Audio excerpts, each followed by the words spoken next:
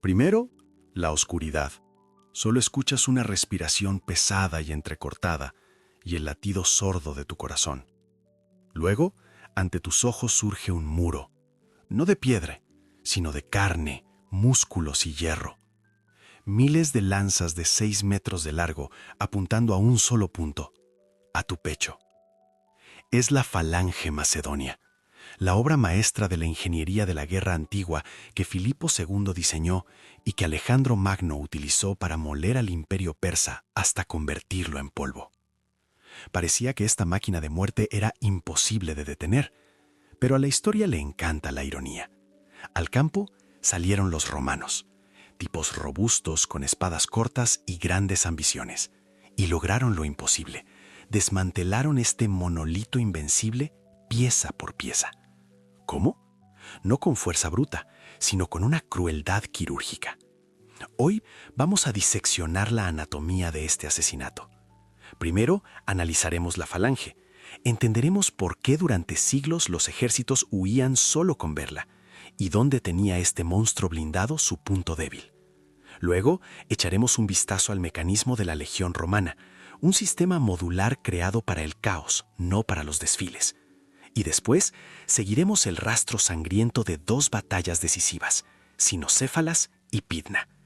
Veremos cómo el terreno irregular, la niebla y la reacción instantánea de simples comandantes convirtieron a la legendaria falange en una pila de cadáveres. Esta no es una historia de héroes, es la crónica de cómo la flexibilidad rompe a la fuerza. Antes de Filipo II, el ejército macedonio era una broma de mal gusto. Un grupo de pastores con pieles de cabra que huían al ver a los serios hoplitas griegos. Filipo no solo les dio armas, los quebró sobre su rodilla y los volvió a armar. Transformó la guerra de un trabajo estacional en una labor forzada que duraba todo el año. El rey miró la interminable caravana que se arrastraba tras el ejército, esposas, comerciantes, carretas con vino, y ordenó eliminar todo eso.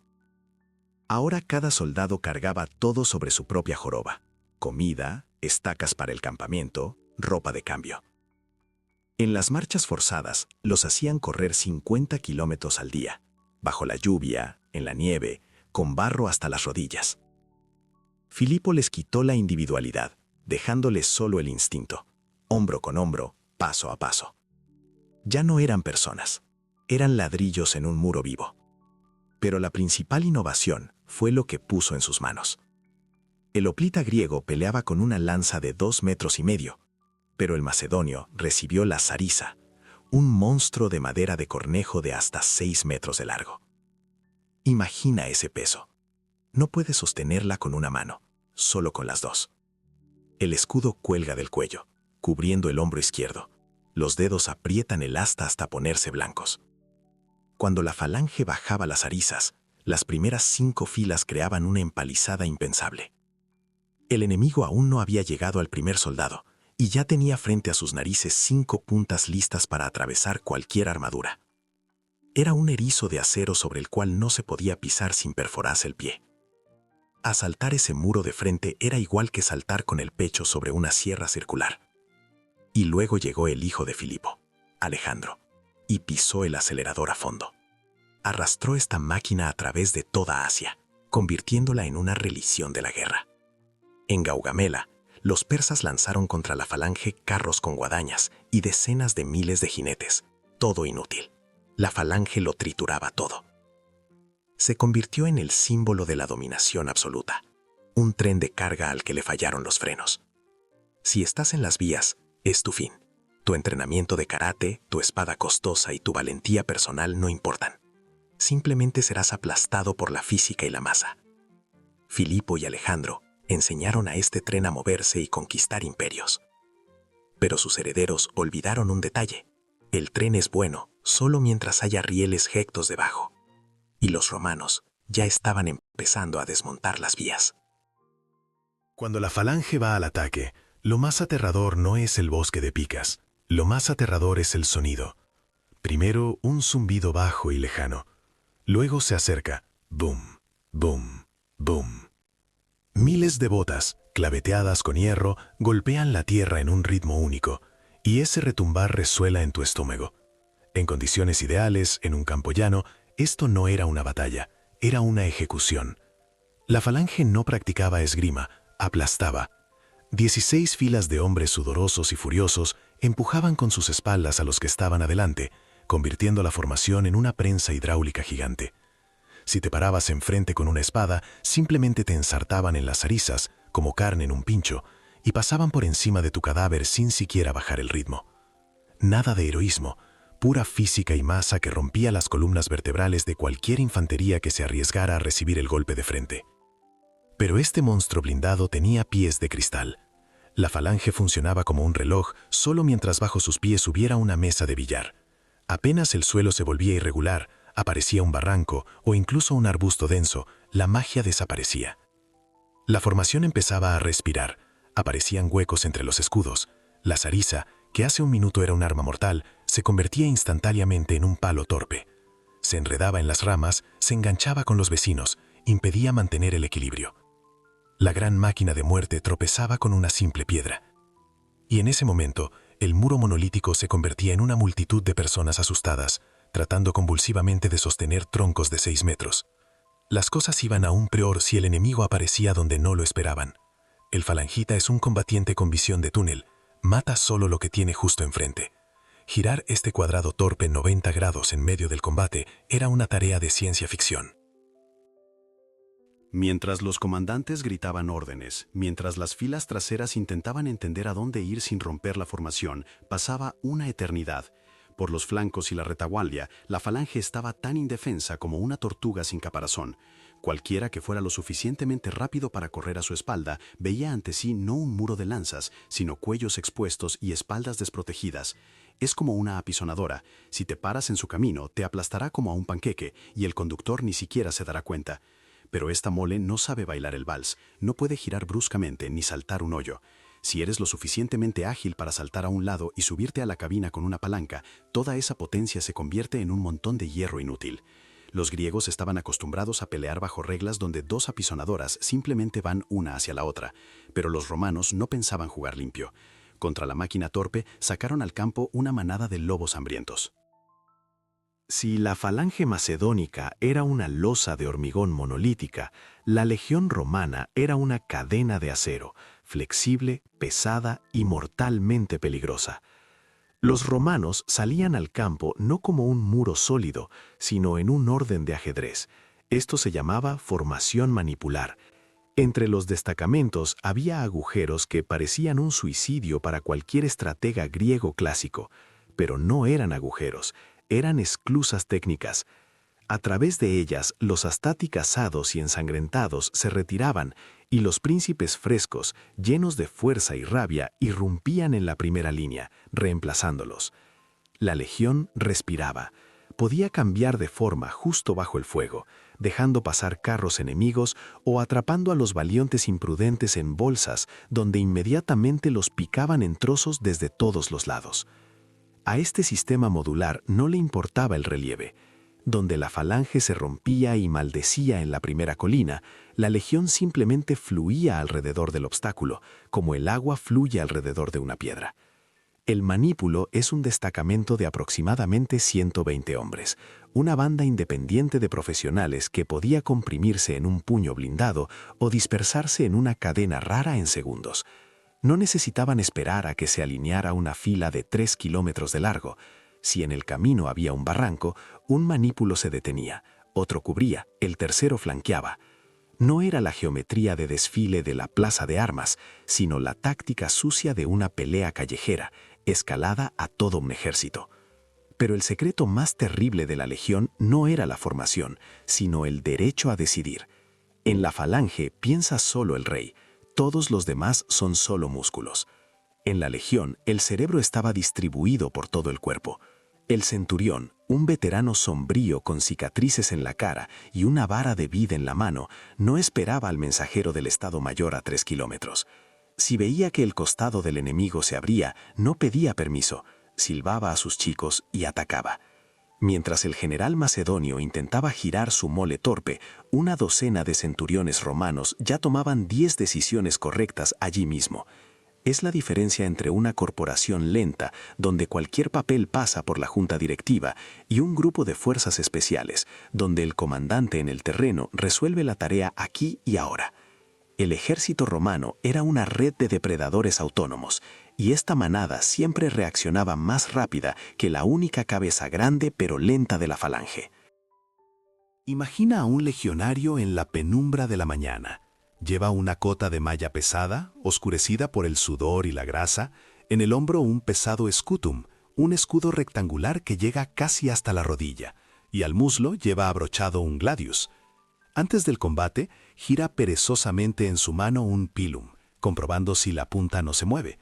Esta jabalina arrojadiza es como el instrumento desechable de un cirujano. Lanzó, clavó, rompió la formación ajena y olvidó.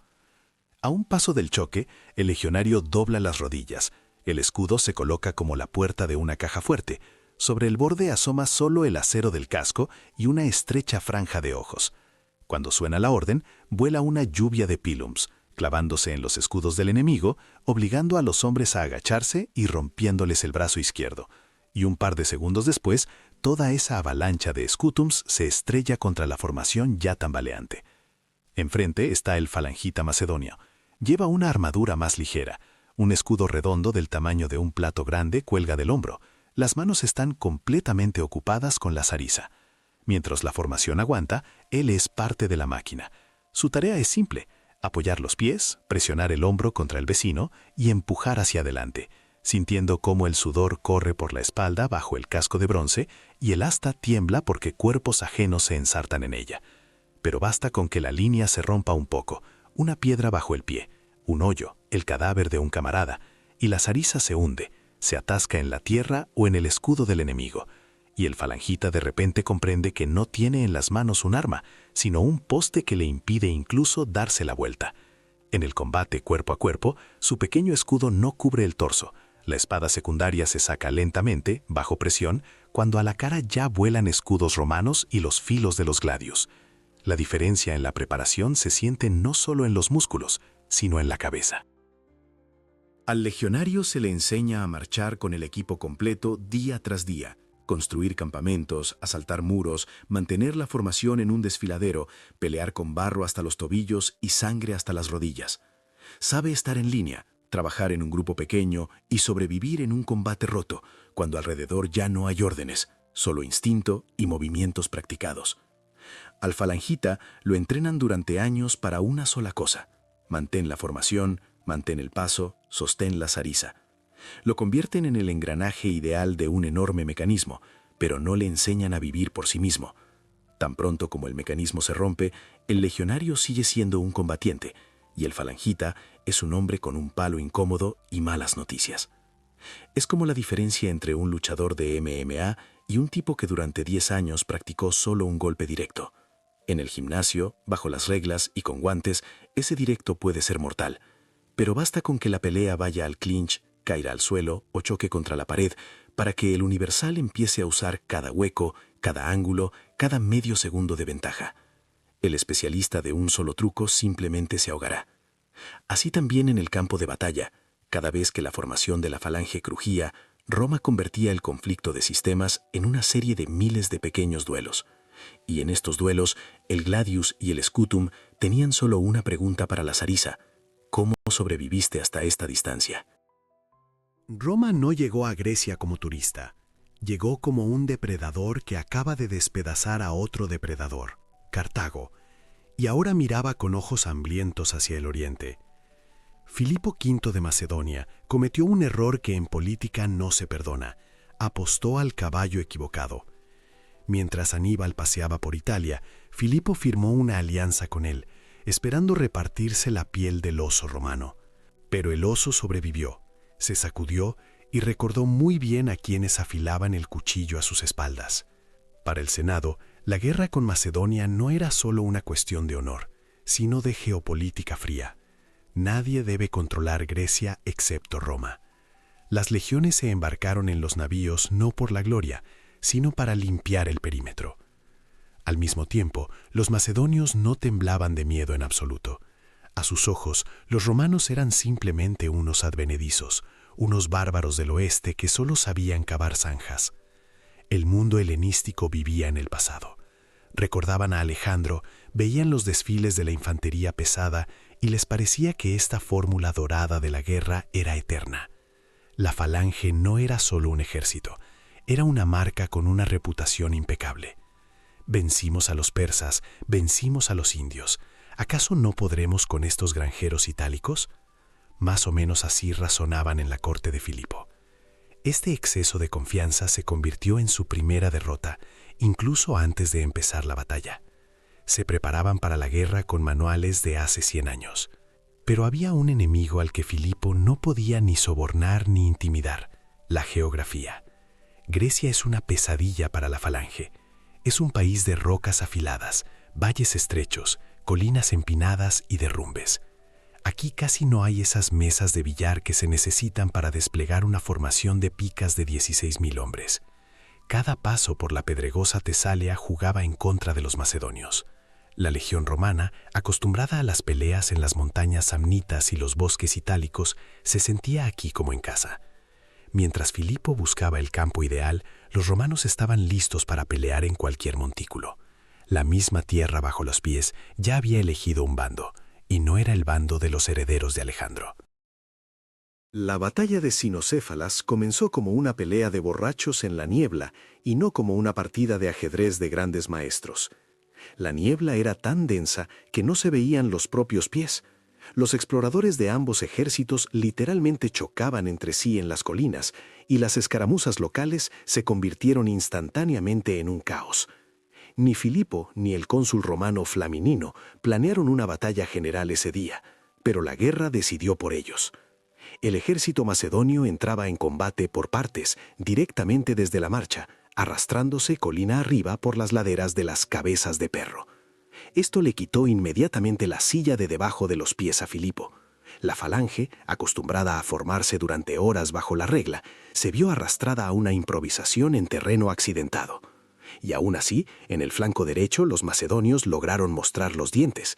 Filipo personalmente lideró los destacamentos de élite al ataque. Aquí la pendiente era más suave y la falange logró cerrar filas. Golpearon de arriba a abajo como una avalancha. Los legionarios romanos del ala izquierda, con toda su flexibilidad y valentía, simplemente no podían detener físicamente esa masa. Eran arrastrados, aplastados contra el barro, atravesados por las arisas. Fue el momento de triunfo de la vieja escuela. Incluso en condiciones imperfectas, si la falange lograba ganar inercia y sacar las lanzas, molía a la legión como carne picada. Los romanos retrocedían y parecía que la leyenda de la invencibilidad se confirmaría de nuevo con sangre. Pero mientras el ala derecha de Filipo destrozaba todo a su paso, el ala izquierda apenas trepaba a la cresta de la colina. Era un espectáculo lamentable. Los soldados iban en columnas, sin aliento, con las pesadas arisas al hombro, tratando de encontrar su lugar en una formación que aún no existía. En lugar de un muro monolítico, los romanos vieron grupos dispersos de personas que ni siquiera habían logrado bajar las picas. Flaminino entendió al instante: esto no es un ejército, son blancos. Lanzó a los elefantes y a los manípulos frescos contra este caos. El golpe fue terrible. A los macedonios los derribaban, pisoteaban y cortaban antes de que pudieran entender que la pelea había comenzado. El flanco izquierdo simplemente se evaporó. Y en ese momento, mientras el flanco izquierdo de Roma se desmoronaba bajo la presión de la élite macedonia, uno de los comandantes menores en el otro flanco, el que estaba ganando, hizo algo que contradecía todas las órdenes e instintos. Le enseñaban a perseguir al enemigo, acosar, rematar. Pero en lugar de mirar hacia adelante, a los que huían, miró hacia atrás. Vio no solo su triunfo, vio el cuadro general de la batalla. Allá en la retaguardia, sus camaradas seguían muriendo bajo esa misma falange que consideraban rota. Y este tribuno militar, cuyo nombre la historia no conservó, tomó una decisión que le habría costado la cabeza en caso de fracaso. Detuvo la persecución. Dio la vuelta a 20 manípulos, cerca de 2.000 combatientes, y golpeó a los macedonios por la espalda. Fue el fin. La falange es una bestia que muerde solo por delante. Girar un bosque de lanzas de 6 metros hacia atrás en la estrechez del combate es físicamente imposible. Los romanos irrumpieron en la retaguardia de los macedonios como un zorro en un gallinero. Comenzó la masacre. Los orgullosos falangitas que hace un minuto se sentían dioses de la guerra, tiraban las inútiles zarizas y morían, incapaces siquiera de cubrirse con sus pequeños escudos. La gran máquina macedonia no se rompió, simplemente explotó desde adentro. Los historiadores nunca guardaron el nombre de este tribuno. ¿Por qué creen que fue así? ¿Y merece tal héroe sin nombre un monumento más que el propio cónsul Flaminino? Escriban en los comentarios. Será interesante ver sus versiones. Pasaron 30 años. El nuevo rey, Perseo, hijo de Filipo, decidió que había aprendido de los errores de su padre. No pensaba pelear en la niebla sobre colinas. Preparó la trampa perfecta. El ejército era más grande, los entrenamientos más duros, y el lugar de la batalla, cerca de Pitna, lo eligió personalmente. Una llanura amplia y plana, el sueño de cualquier comandante de falange. Aquí no había montículos accidentales, solo tierra lisa para un asesinato perfecto. Perseo invitó a los romanos a jugar bajo sus reglas, seguro de que esta vez la apisonadora funcionaría como es debido. El cónsul romano, Emilio Paulo, un lobo viejo y sabio, aceptó el desafío, aunque sus oficiales estaban nerviosos. Él sabía lo que hacía. El comienzo de la batalla fue tal que a los veteranos romanos se les pusieron los pelos grises. La falange avanzó como un muro único, erizada con un bosque de lanzas. Fue un espectáculo espeluznante e hipnótico. Los romanos intentaban cortar las zarizas con espadas, agarrarlas con las manos, abrirse paso a través de la empalizada, pero era inútil. La primera línea de la legión simplemente dejó de existir. Eran atravesados, lanzados hacia atrás, pisoteados. La legión, orgullo de Roma, retrocedía. Emilio Paulo confesó más tarde que nunca en su vida había visto nada más aterrador que ese ataque. Incluso se rasgó la túnica en señal de desesperación, o para motivar a los soldados. Parecía que la falange se había tomado la revancha. Perseo ya veía la victoria. Pero la falange cayó víctima de su propio éxito. Presionaba tan rápido y con tanta furia que comenzó a salirse de la llanura hacia el terreno irregular tras las espaldas de los romanos en retirada. Aquí una zanja, allá un montículo, acá un arbusto. La línea ideal comenzó a romperse. Aparecieron huecos diminutos, en un lugar 1 metro, en otro 2. Para el general macedonio esto era una minucia, un error técnico. Para Emilio Paulo fue la señal. Dio la orden que entró en todos los libros de táctica. No mantener la formación, romper en grupos pequeños y atacar en los huecos. La legión cambió instantáneamente de estado. De una línea continua, se convirtió en cientos de pequeños grupos de asalto. Se zambullían bajo las alizas, irrumpían en las grietas entre los escudos, entraban por los costados. Comenzó el combate cuerpo a cuerpo. El elemento donde el romano con su gladius era el rey y el macedonio con su palo de 6 metros, la víctima. En la estrechez, la zariza se convirtió en una carga. Los falangitas las tiraban, sacaban dagas, pero contra los pesados scutums romanos y las armaduras de láminas no tenían oportunidad. La picadora de carne romana funcionó a toda potencia. En una hora, la élite de la nación macedonia, 20.000 personas, fue masacrada. El resto se rindió. No fue solo una derrota, fue la ejecución de todo un sistema militar.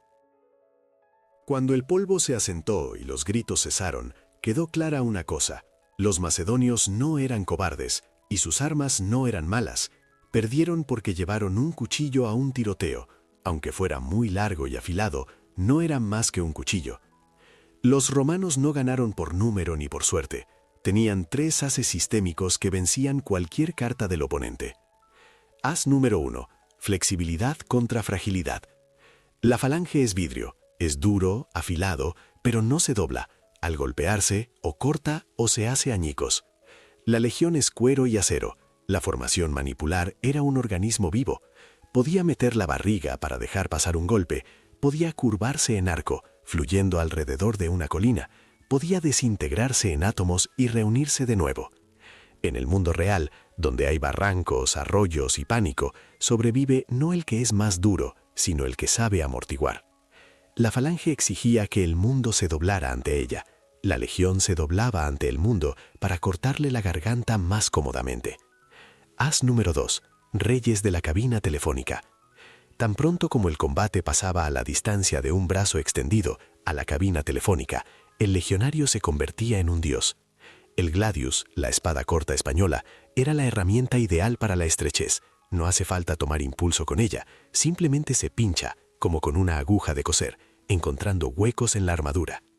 El enorme escudo scutum permitía derribar al enemigo, golpear con el borde en la cara, aplastarlo contra el suelo. El falangita sin su sarisa de 6 metros quedaba completamente desinfenso. Su daga era ridícula contra el equipamiento romano. Cada segundo de combate cuerpo a cuerpo trabajaba para Roma. Los romanos convirtieron la guerra en una carnicería, donde el tamaño del arma estorbaba y la rabia y la técnica decidían todo. As número 3. Descentralización del cerebro. Mientras el rey macedonio intentaba manejar el ejército como un titiritero, tirando de los hilos desde una colina, los centuriones y tribunos romanos cortaban esos hilos del lugar. Aquel tribuno en Cinocéfalas no esperó una orden de arriba. Vio la espalda del enemigo y golpeó. En el ejército romano, la iniciativa se premiaba si traía resultados.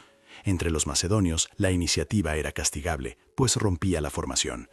El tiempo de reacción de la legión era infinitamente menor. Mientras la señal pasaba por el sistema nervioso de la falange, los romanos ya cambiaban la realidad en el campo de batalla. Fue la victoria de la red distribuida sobre la jerarquía rígida. Es la clásica victoria de la manada flexible sobre la pirámide torpe. ¿Qué piensan ustedes? ¿Qué ejemplos modernos, en negocios, tecnología o política, repiten esta trama? ¿Dónde más la legión venció a la falange? Escriban en los comentarios, será interesante leerlo. El sistema que aprendía de sus cicatrices, Roma, devoró al sistema que rezaba a sus victorias pasadas, Macedonia. No me malinterpreten, la falange no fue un error de la historia. En su mundo ideal, en un campo llano, bajo un sol claro, cara a cara, era la perfección. Si la guerra fuera un deporte olímpico con reglas claras y jueces, los macedonios se llevarían el oro durante siglos. Era una obra maestra del pensamiento de ingeniería, llevada al absoluto. Pero el absoluto es frágil. Roma trajo al campo de batalla la sucia verdad. No hay reglas. La guerra no es un duelo de caballeros donde todos esperan la señal. Es caos, suciedad, niebla y casualidad. Mientras los macedonios buscaban el campo ideal para su máquina ideal, los legionarios aprendían a matar en pantanos, bosques y laderas de montañas. Los romanos entendieron antes que otros. No gana el que tiene la lanza más larga, sino el que no se pierde cuando la lanza se rompe. La historia dictó un veredicto severo. La falange era un martillo pesado, aterrador, capaz de partir un cráneo de un golpe, pero inútil si el objetivo se movía. La legión se convirtió en agua que encuentra cualquier grieta, fluye en cualquier hueco y destruye la piedra desde adentro con presión. En Cinocéfalas y en Pidna, el mundo antiguo aprendió una lección escrita con la sangre de 40.000 macedonios. No sobrevive el que golpea más fuerte, sino el que cambia más rápido. El águila romana se alzó sobre el mundo no porque fuera más noble, sino porque era más cruel, más inteligente y nunca jugó limpio. Y el bosque de zarizas macedonias se quedó pudriéndose en la tierra, un monumento eterno a que incluso el sistema ideal muere si se niega a adaptarse.